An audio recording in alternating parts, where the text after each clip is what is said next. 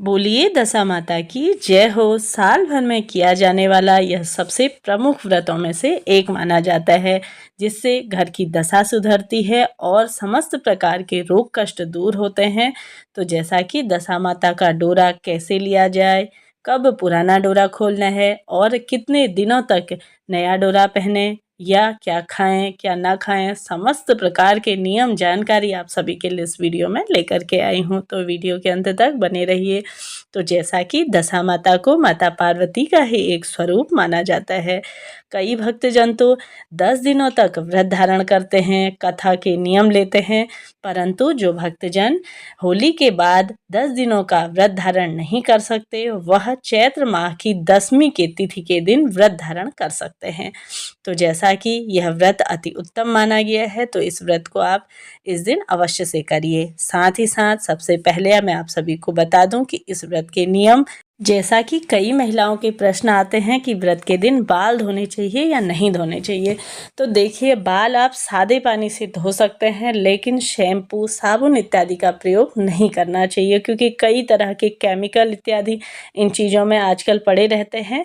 तो इससे हमारा व्रत पूर्ण नहीं होता। तो इस वजह से आप सभी को एक दिन पहले ही अपने बालों को साबुन शैम्पू इत्यादि से धो लीजिए। साथ ही अगले दिन व्रत के दिन आप सभी चाहें तो शुद्ध जल से धो लीजिए, और नहीं तो कुछ जल के छिड़काव इत्यादि करके भी आप व्रत कर सकते हैं। इस प्रकार से, जैसा कि आप सभी को मैं बता दूं, संपूर्ण नियम और उदया तिथि के अनुसार साल 2025 में सोमवार के दिन 24 मार्च को दशा माता का व्रत किया जाएगा। चैत्र माह की 10वीं तिथि के दिन इनका विधि विधान से पूजन अर्चन करना चाहिए, और साथ ही साथ माता दशा का आपको जो भी स्वरूप, आप सभी जैसा कि पीपल वृक्ष के पास भी आप कोई स्वरूप में कर सकते हैं, या अपने घर पर ही आप अपनी किसी बच्चे से पीपल वृक्ष का एक टहनी इत्यादि ला करके भी उसे भी आप सभी को एक चौकी लगा लेनी है। वहाँ पे कोई भी फोटो प्रतिमा हो या दशा माता का स्वरूप जो भी आपके पास अवेलेबल है उसे रख लीजिए। साथ ही साथ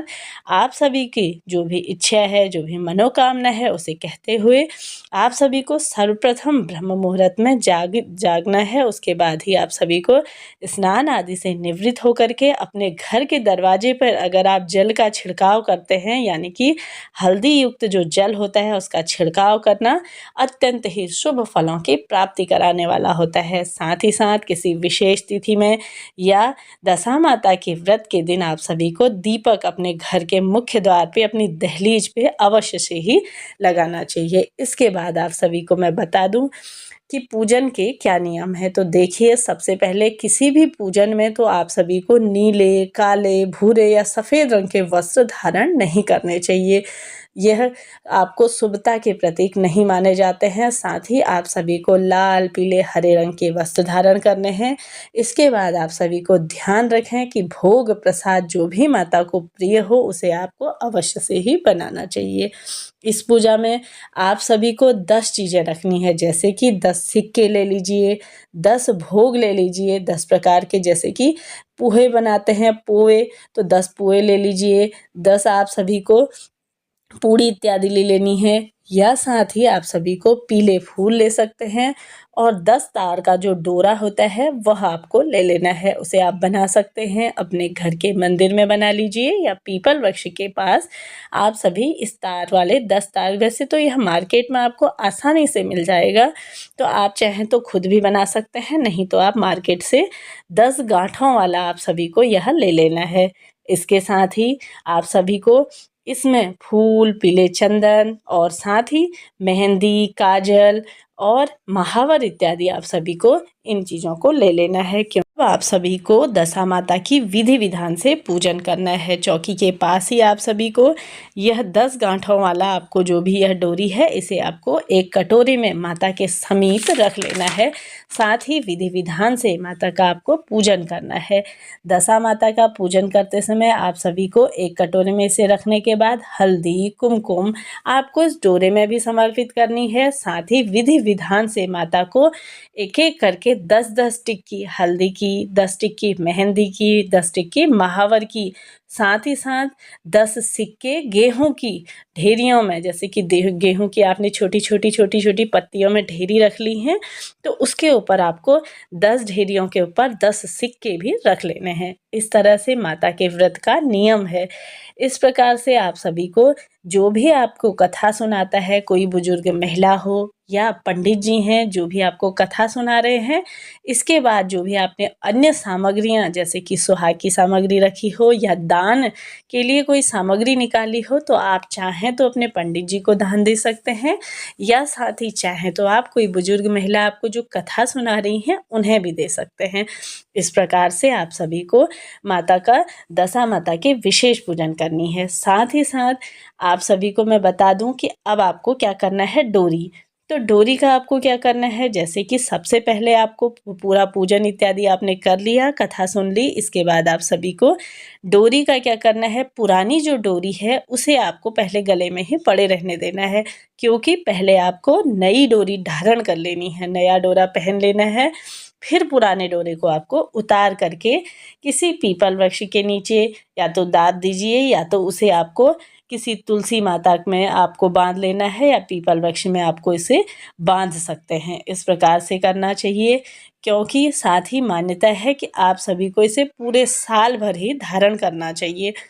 अगर आप नहीं कर सकते, जैसे पूरा साल भर आप नहीं पहन सकते, तो इसे चैत्र के पूरे महीने में पहन लीजिए और बैसाख के महीने में इसे निकाल करके घर के किसी डब्बी इत्यादि में रख करके अपने घर के मंदिर में पूरे साल भर इसे रख सकते हैं, क्योंकि मान्यता है कि ये नवग्रहों की दशा को भी सुधारने वाला यह व्रत है। तो आप सभी इस प्रकार से पूरे साल भर अपने घर में इसे रख सकते हैं। और साथ ही साथ अपने घर के मंदिर में आप सभी के जो भी बन पाए, जैसा कि आप सभी ने जो दान दक्षिणा जिस प्रकार स्वरूप में आपकी जो भी क्षमता सामर्थ्य है, उसी हिसाब से आप सभी को दान करना चाहिए, अपने पंडित जी को अवश्य से ही। इस प्रकार से इसके नियम हैं। अब बात करते हैं कि इस दिन आपको क्या खाना चाहिए, क्या नहीं खाना चाहिए। तो देखिए, दशा माता के व्रत के दिन आप सभी को नमक इत्यादि का सेवन नहीं करना चाहिए। इस व्रत में नमक को वर्जित माना गया है। तो आप सभी को क्या करना है, इस दिन चाहे तो आप फलाहार कर सकते हैं, या आप सभी अगर अन्न ग्रहण करना चाहते हैं तो कोई दिक्कत की बात नहीं है, आप अन्न ग्रहण करिए। लेकिन आप सभी को ध्यान रखना होगा कि इसमें नमक इत्यादि का प्रयोग नहीं, मीठा आप बना सकते हैं। साथ ही घर में आप सभी को शुद्ध सात्विक बनाना है। इसमें आपको लहसुन, प्याज इत्यादि या तामसिक कोई भी भोजन हो उसका प्रयोग आपको नहीं करना है। साथ ही इस दिन आपको पूरा दिन व्रत धारण करके, जैसा कि दशा माता की जय हो, दशा माता की जय हो, इस सरल से इस तरह से आप सभी को जाप करते हुए पूरा दिन आपको माता का ध्यान करना है। किसी भी प्रकार का झूठ, छल, कपट, इस तरह से कोई भी आपके मन में ऐसी कोई धारणा नहीं आनी चाहिए। इस दिन पूरा दिन आप सभी को माता का स्मरण करते हुए शाम के समय में आप सभी को, जैसा कि आप पीपल वृक्ष में दीपक जला सकते हैं, यह भी शुभता का प्रतीक है। साथ ही चंद्रदेव को आपको चंद्रदेव का पूजन करना है, या चंद्रदेव को आप अर्घ इत्यादि भी दे सकते हैं। और सभी घर के जो भी बड़े बुजुर्ग हैं उनके चरण स्पर्श करके आप आशीर्वाद लेकर के दशा माता का व्रत आपका पूर्ण होता है। इस प्रकार से इसके नियम हैं। साथ ही साथ आप सभी, दशा माता का कई भक्तजन पूछते हैं कि उद्यापन होता है या नहीं। तो देखिए, दशा माता के व्रत का उद्यापन नहीं किया जाता है। यह जीवन पर्यंत व्रत करने वाला है। इस व्रत को पूरे जीवन पर्यंत किया जाता है। साथ ही मान्यता है कि सास अपनी बहू को यह व्रत फिर दे देती है। जब सास बूढ़ी हो जाए या नहीं करती हैं, या घर में बहू इत्यादि आ जाती है, तो उसे यह व्रत दिया जाता है। इसलिए यह बहू को दिया जाता है ताकि वह घर की दशा को सुधारे। इस प्रकार से इस व्रत के नियम हैं। जो भी भक्तजन इस व्रत को करते हैं तो उनका जीवन समस्त प्रकार के रोग कष्ट दूर होते हैं, घर में धन धान्य पुत्र पौत्र प्राप्ति होती है और जीवन सुखमय हो जाता है। इस प्रकार से मेरे द्वारा दी गई जानकारी अगर आप सभी के लिए उपयोगी रही हो तो अपने फैमिली फ्रेंडों को शेयर करिए। साथ ही मेरे चैनल पे अभी नए नए आए हैं तो चैनल को सब्सक्राइब करना ना भूलिए। मिलते हैं अगली वीडियो में। मेरे चैनल पर प्रतिदिन आप सभी के लिए दशा माता की कथाएं डाली जा रही हैं, उन्हें भी सुनिए और अपनी पूजा को सुखमय सार्थक बनाइए। मिलते हैं नेक्स्ट वीडियो में, तब तक के लिए जय माता रानी, हर हर महादेव।